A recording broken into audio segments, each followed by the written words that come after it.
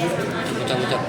podcast yang luar biasa dan saudara yang Indonesia dari Indonesia dari Malaysia kalau yang di film Martina Out itu yang pasti senang banget, pengalaman yang sangat-sangat mengesankan, apalagi bisa membawa karya ini sampai ke Cannes. Awalnya mungkin ragu nggak sih jadi pocong, Kak? Apa? Awalnya ragu nggak sih jadi pocong? Enggak ya, karena itu yang akan kita lewati sebagai umat manusia.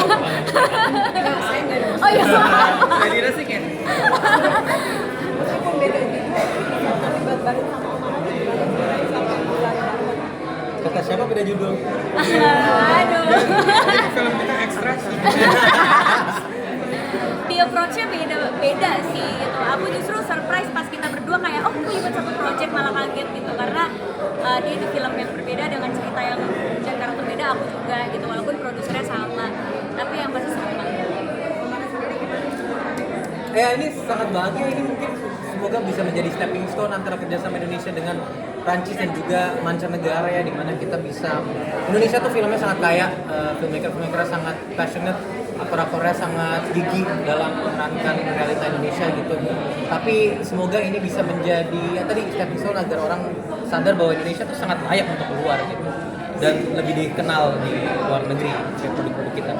Mungkin ada pengalaman di direct sama ini kan ada dua sutradara gitu. Itu mungkin ada pengalaman ketika di lokasi syuting masing-masing pemain. Masing-masing pemain pasti punya ceritanya sendiri. Kalau dari aku kebetulan aku sama Ucup kita satu filmnya seru sih ya, karena kayak ada dua sutradara yang latar belakangnya beda, tinggalnya di tempat yang berbeda, mereka juga tumbuh dengan budaya yang berbeda. Jadi di saat diskusi itu saling mengedukasi satu sama lain. Oh kalau di daerah gue kayak gini kejadiannya, oh kalau di Indonesia kayak gini, yang akhirnya kita bisa ketemu di tengah dan ya bisa menggambarkan realita kehidupan manusia yang nggak soal tempatnya di mana aja, tapi literally manusia pasti pernah merasakan itu gitu. Jadi banyak modifikasi scene yang jadinya seru dan gak kepikiran sebelumnya ya. Untuk netizen luar sana, Ucup pas di lokasi sumpah dia itu sangat baik, bener-bener sopan, santun, rajin ibadah dan sangat reflect Ucup pas itu. Bener-bener aku tuh pernah sama Ucup pas aku lihat di lokasi, oh Ucup. Mau nikahin ya? Enggak.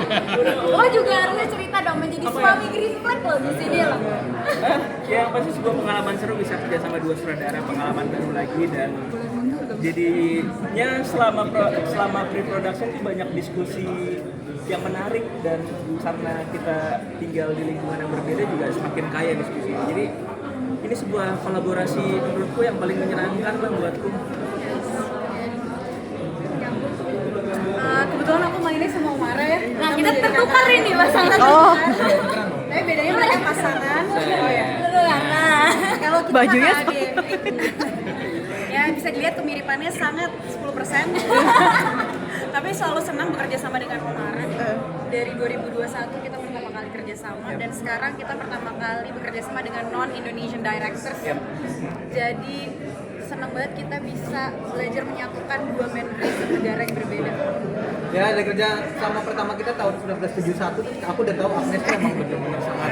Nah, tapi in all seriousness, kita mulai menyadari bahwa sebenarnya Indonesia dengan luar negeri itu nggak banyak bedanya gitu. Kita kultural, secara kultur sama-sama kaya, sama-sama gotong royong tuh ada gitu. Sehingga kita bisa nyadar bahwa ini tuh kita bisa melihat negara-negara maju, kita sedang negara-negara maju, Indonesia juga bisa maju. Caranya gimana? Kita semua tahu. Ya gitu intinya. Jadi ini bisa jadi pembelajaran. Itu tentu lah tidak korupsi, tidak saling menjulit, toleransi agama, toleransi budaya, semua harus ada penting gitu. Dan kita pas melihat itu, keakuran Indonesia dengan luar negeri itu bisa patut dicontoh antara orang Indonesia dan Indonesia lainnya gitu. Dan itu tergambarkan di cerita film kita. Betul. Semua yang tadi disebutkan itu realitas kehidupan yang kita hadapi tergambarkan di cerita film pendek kita. Walaupun film pendek tapi ternyata ceritanya sangat kaya sekali. Yang tadi disebut sama Ada Ustadz itu, tokoh Ustadz. Tokoh Ustadz. Oh, ya Ustadz kan guru ya. Dan kebetulan saya udah berkali-kali jadi Ustadz. Di beberapa film saya juga sering jadi Ustadz. Tapi kan Ustadz ternyata macam-macam. Tapi dari semua film ini, ya semua kerjasama ini adalah kerjasama yang sangat luar biasa. Kerjasama yang baik sebetulnya ini sudah lama dikerjakan juga oleh teman-teman kita semuanya. Bahwa kita juga bukan baru di dunia internasional film-film kita, film-film kita sudah ada dalam negeri aja yang malah kurang. Banyak film-film kita sudah melanglang buana luas. Bahkan pekerja-pekerjanya juga banyak yang sudah itu aja sih. Mungkin ada perbedaan atau persamaannya mengerjakan film pendek dengan film panjang? Banyak banget sih pasti perbedaannya kan dari segi proses syuting aja pasti kan film pendek lebih pendek gitu. Cuma yang paling menjadi tantangan adalah bagaimana cerita kehidupan itu bisa tergambarkan di durasi yang nggak panjang gitu, yang compact, gimana cerita dan realita kehidupannya itu bisa tergambarkan dengan efektif gitu. Jadi kita juga pas reading sama dua sutradara itu sama-sama saling diskusi, ini bagusnya adegan ini supaya lebih padat, supaya lebih kerasa penonton pas ngeliat adegan ini tuh ketahuan kita tuh pengen nunjukin apa tuh gimana ya dengan durasi segini dan segala macem. Jadi ya malah seru banget sih. Menurut aku ini proses film yang salah satu yang terseru di sepanjang karir aku. Prilly, kamu kan sebagai pernah jadi eksekutif produser gitu. Terus tadi kan nih disebutkan bahwa acara ini dipakai sebagai kolaborasi gitu. Nah, sebagai mungkin marketing terus eksekutif produser, apa sih harapannya untuk nanti kamu pas ke Cannes itu, apa sebagai kamu Prilly sendiri gitu pribadi, apa sih yang kamu harapkan gitu? Ya dengan yang dilihat ya tadi kan Mbak Ebe udah bilang ini tuh project kita bersama gitu. Bener-bener kalau kata Teh Happy silaturahmi sinema. Semua menjadi bagian dan memberikan apa yang mereka bisa berikan gitu sesuai dengan kapasitas masing-masing. Kalau saya sendiri pasti ikut support aja, udah bisa menjadi bagian dari film ini dan diajak sama Mbak Ebe itu juga udah bersyukur banget. Jadi ketika bisa membantu, mensupport, memberikan kontribusi lebih ya pasti senang banget gitu. Dan harapannya untuk pekan pasti sama teman-teman yang lain, ya kita pengen bisa membawa karya ini seluas-luas mungkin nggak berhenti di Cannes tapi bisa di negara lain atau bisa juga seperti yang PMP bilang di Indonesia juga gitu. Jadi kita bisa punya layar yang banyak di Indonesia juga supaya bisa dilihat karyanya, itu sih ya. Sebenarnya kan kayaknya Awal gitu. Pasti ini akan menjadi continuous journey for Indonesian film. Semoga. Jadi teman-teman publikasinya ditolong ini supaya orang-orang Indonesia juga mengenal film ini. Kalau tadi kan di dalam Prilly udah bilang ada refleksi sosialnya soal isu yang di filmnya. Tapi soal peristiwanya Mati Suri sendiri, Prilly ngeliatnya gimana? Pengalaman Mati Suri atau mungkin pengalaman kolektif masyarakat Indonesia soal Mati Suri seperti apa? Kalau saya alhamdulillah nggak pernah mati suri ya, boleh nggak jangan, jangan. Tapi kebetulan memang pas baca skripnya, terus cerita sama sutradaranya, banyak sering membaca cerita-cerita di sosial media soal pengalaman mereka yang melihat adanya kejadian mati suri. Nggak tahu bener atau enggak, dan saya juga nggak bisa ngasih statement itu mungkin terjadi atau enggak ya. Cuma setiap orang tuh punya pengalaman yang berbeda-beda, dan yang paling penting untuk karakter saya tuh di saat orang mati suri apa yang mereka lihat, apakah yang mereka lihat itu berbeda sama apa yang kita lihat. Nah itu kan untuk gambaran aku sebagai karakter ya, kira-kira si Ratna nih ngeliat apa sih sampai bisa jadi kayak gitu. Nah itu penting banget. Nah apa yang dilihat itu ya tergantung bagaimana si sutradara ini yang menulis ceritanya dan memvisualisasikannya nanti. Lihat aja. Saya jadi pocong apa sih Kak? Mungkin pakai Nggak bisa gerak Mbak, ini begini aja nggak bisa gerak, panas. Tapi lumayan menikmati ya saya jadi pocong ya kayak. Terus dia mengkonfirmasi Asif kita Iya. pernah ya? Ini lucu, kita di sini ada dua project berbeda. Prilly dibungkus banget pakai kafan sampai ketutup semuanya kan, pakai kafan, aku ditelanjangi. Nah, Makanya nonton. ini Beneran, baru aja. dia dibungkus sama ditelanjangin. Apa? Ada perubahan fisik nggak sih yang harus kamu lakukan? Kan sekarang kayaknya ini lebih pendek. Kemarin ada sedikit perubahan fisik yang pokoknya gimana ngomongnya? Without spoiling it Ya, gimana? ada satu titik dalam tubuhnya yang sangat dipentingin di cerita ini gitu.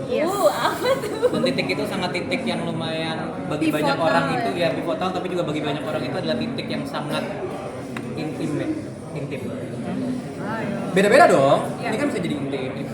Jadi setiap film ya udah. Tiap film pokoknya memberikan sesuatu yang ini deh luar biasa. Kalau tadi di trailer ada lagunya Roma Irama soal stres dan ceritanya tentang Indonesia banget juga. Menurut kalian satu lagu yang menggambarkan situasi Indonesia saat ini apa? Satu lagu yang menggambarkan Indonesia itu. Satu lagu. Ini makin suka deh. Silakan deh. Ini diwakili Omar aja. Omar aja, Omar ayo. Dari Omar dulu, Omar dulu. Iya gitu. Bentar. Tunggu dulu ya. Pikirin silakan dulu. Aku nggak tahu lagi yang menggambarkan.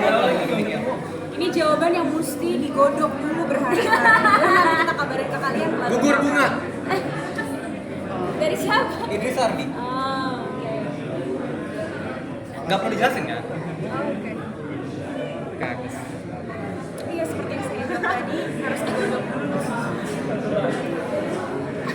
Komite berapa gue? Komite berapa? Komedi punya nggak komedi satu lagu yang menggambarkan Indonesia saat ini? Berapa? Satu lagu yang menggambarkan Indonesia saat ini. Indonesia saat ini. Oh ada. Aku pikir lagunya yang sejuk sih sebetulnya. Lagunya yang sejuk pada saat ini walaupun Indonesia nggak sejuk tapi manusianya sejuk. Ya. Amin. Maksudnya kan cuacanya panas guys. Bukan berarti apa-apa. Saya nih, Brili syutingnya di mana sih? syutingnya di Pulau Seribu. Terselamatkan. Makan Iya. Menjawab lagi. Apa? Lagu. I Know You Were Trouble by Taylor Swift untuk para koruptor. Bisa. Bocah-bocah apa ya? Udah jatuhannya Pampers deh. Kenapa tuh? Jauh, Makanya dia pertanyaan lain.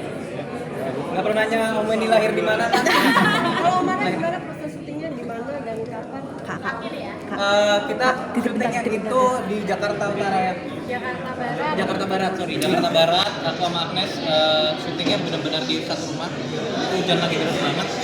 Dan proses syutingnya benar-benar menjelaskan kita belajar baru mengenai kultur dan agama di Indonesia yang mungkin sebelumnya kita belum terlalu dalami.